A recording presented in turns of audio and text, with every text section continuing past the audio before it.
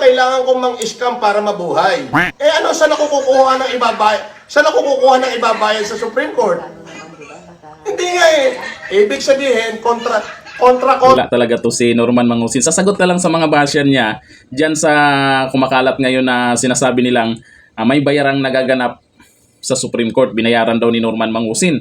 Ngayon sinagot niya kasi sabi, scammer daw. Kailangan pa bang i-memorize yan? Eh, yung tanong mo, nandyan na mismo ang sagot.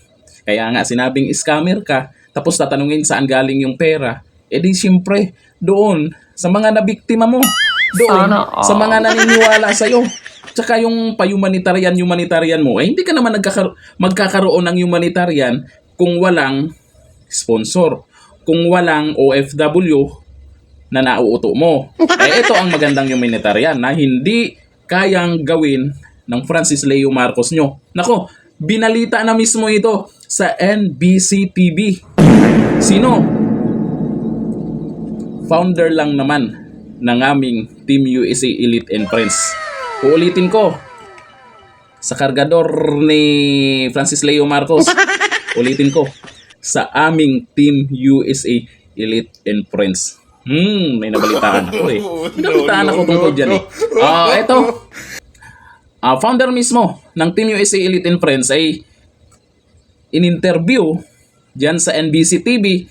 Balita ko may malakihang humanitarian magaganap dyan sa Los Angeles. Kasi alam nyo naman, mayroong sunog naman nangyari dyan at ang dami talagang nabiktima.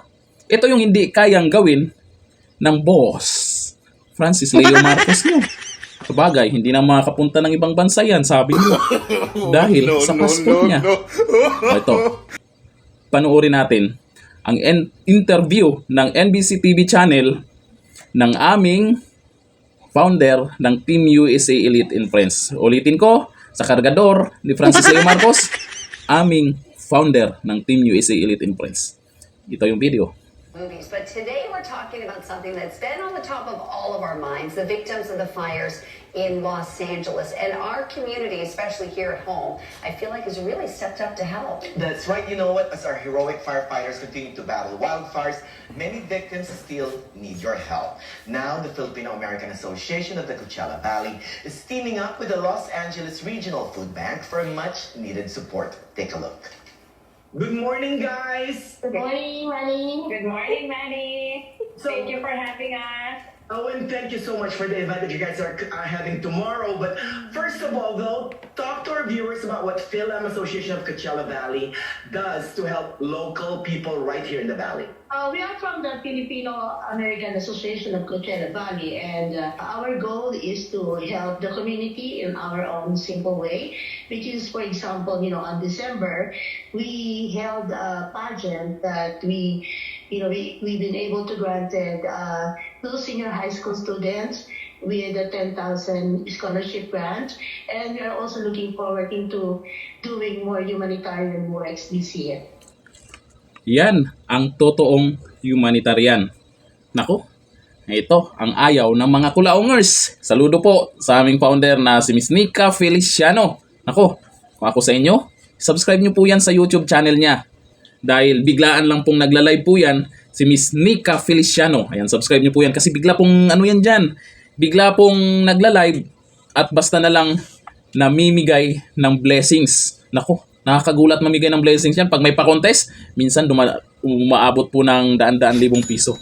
At yung pera na pinamimigay niya, galing sa bulsa niya.